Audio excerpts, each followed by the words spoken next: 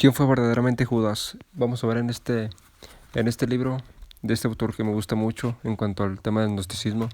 Francisco García Bazán es un filósofo de nacionalidad argentina. Tiene varios libros acerca de los gnósticos. Se los recomiendo a todos, la verdad son muy buenos. Se llaman La Gnosis Eterna. Y luego tienen el de Gnosis, la esencia del dualismo gnóstico.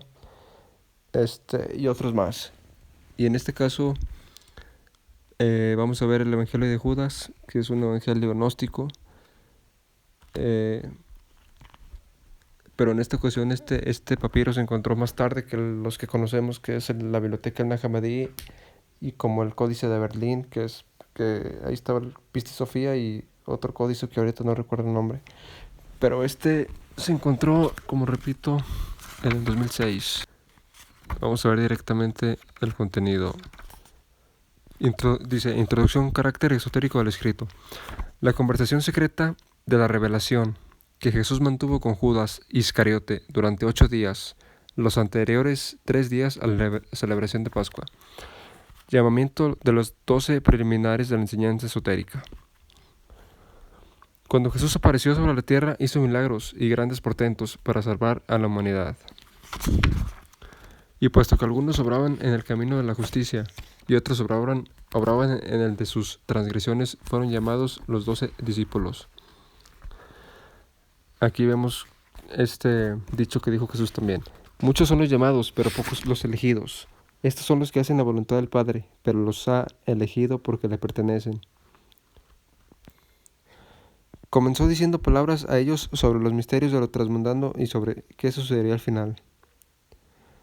Pero a menudo no se mostraba a sus discípulos tal cual, sino que se encontraba entre ellos y venía a ser como un niño. En los textos gnósticos se hace mucha referencia al niño, que venía a ser como niño, o como también viene en la Biblia que Cristo decía que no entrarán al reino hasta que sean como niños. Entonces vemos aquí la importancia que quiere decir, ¿no? El ser como un niño. ¿Cómo lo entienden ustedes? O sea, se entiende, ¿no? Que es la inocencia, es lo puro, es lo... No actuar así como según, ay, yo estoy grandecito, yo soy un hombrecito, me muestro indiferente, soy macho, pierdo mis sentimientos, no lloro, no tengo, o sea, no, para entrar tienes que ser como niño, y aquí nos hace mucho énfasis en que se parecía como niño Jesús, ¿no? O sea, no creo que literalmente, o quién sabe. Está interesante eso. Y en cuanto a lo demás que dice, pues está más que claro, los gnósticos decían que Jesús tenía sus conversaciones esotéricas, conversaciones secretas con sus discípulos. Entonces así empieza este escrito. Luego dice, distinción entre llamados y elegidos, primer diálogo con los discípulos. Cierto día que estaba con sus discípulos en Judea, los encontró reunidos, sentados en práctica piadosa. Cuando se aproximó a sus discípulos, reunidos y sentados ofreciendo una acción de gracias sobre el pan, se rió.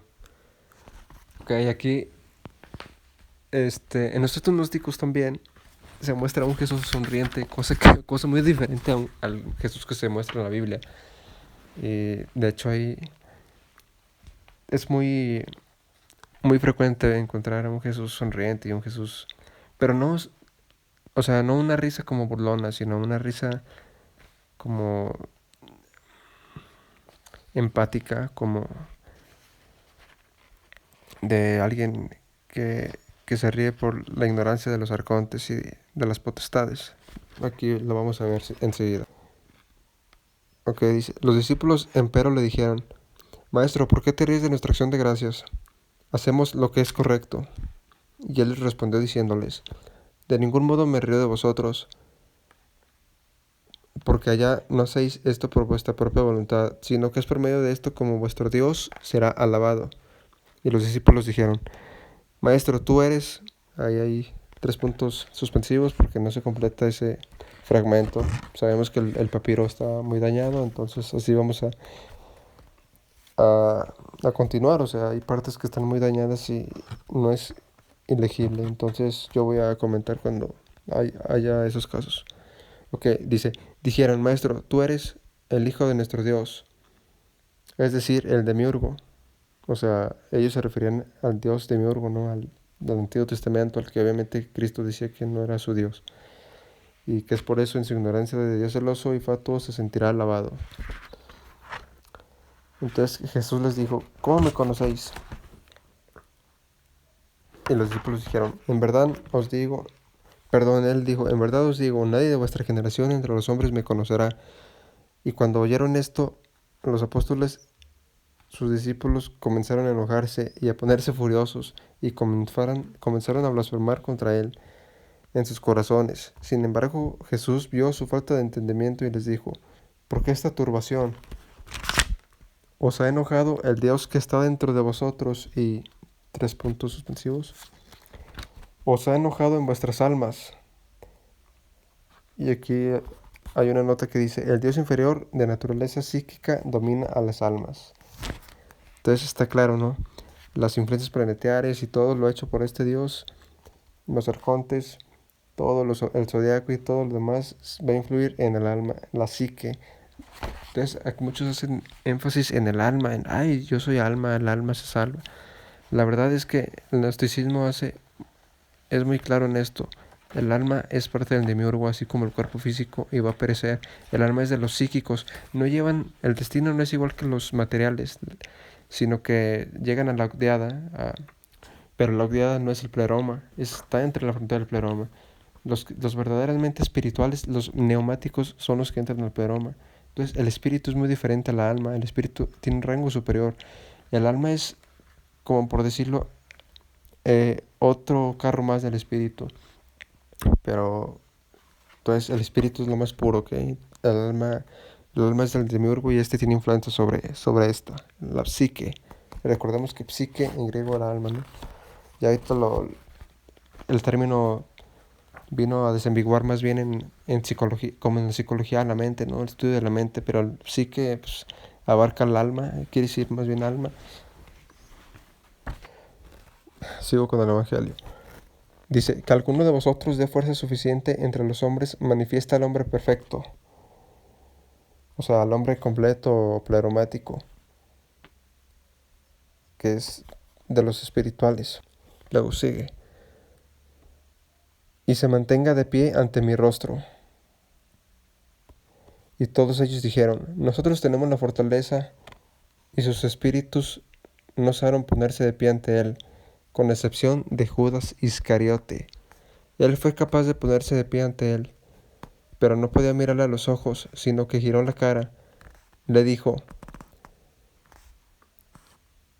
a Jesús, conozco quién eres y de qué lugar procedes. Provienes del eón inmortal de Barbelo, y no soy digno respeto de quien te ha enviado de pronunciar su nombre. Pero Jesús, sabiendo que reflexionaba sobre algo que era eminente, le dijo, apártate de los demás y te diré los misterios del reino. Entonces, ¿qué tal? Aquí vemos que Judas era realmente quien sabía, de todos los discípulos de Jesús, Judas era el único que sabía quién era realmente Jesús, quién era su padre, de dónde venía y a qué venía. Entonces es muy diferente a lo que nos han contado, ¿no? Realmente Judas tenía la gnosis, o sea, tenía el conocimiento de quién era Jesús. Pero aquí vemos el respeto que le tenían, ¿no? Y cómo dice que no se animaban a verlo a la cara, que no se animaban a responderle, o sea, me imagino que le tenían mucho respeto a la persona de Cristo. Hasta que Judas tuvo el valor de ponerse de pie y decirle, pues conozco quién eres y de dónde procedes. O sea, toda la terminología gnóstica se la dijo. Entonces aquí reaccionó Jesús diciéndole luego, apártate de los demás, ¿no? Te diré los misterios a ti. Si Jesús ya le decía los misterios a los discípulos, o sea, lo esotérico, más aparte a Judas le iba a decir todavía más los misterios, pues todavía más profundos que lo que le decía a los otros discípulos. Y sobre lo que aquí decía de no soy digno respeto de quien te ha enviado de pronunciar su nombre. Eso dice Judas. Y aquí vemos qué significa esto. Dice, sobre el nombre de Dios desconocido y su manifestación o pronunciación sobre esto hay que ver el Evangelio de la verdad que está en el Nag Hammadi. Y sobre la infidelidad de su naturaleza, hay que ver el Tratado Tripartito y el Apócrifo de Juan. Aquí explica eso sobre el nombre del innombrable, que es la fuente, el Padre del Espíritu. Y sobre lo que Jesús le dice que apártate de los demás y te diré los misterios del reino, hay que ver a Francisco García Bezán, el título de su obra, Rituales Gnósticos de Liberación, de los escritos etianos a los testimonios de los códices de Asquio y de Bruce.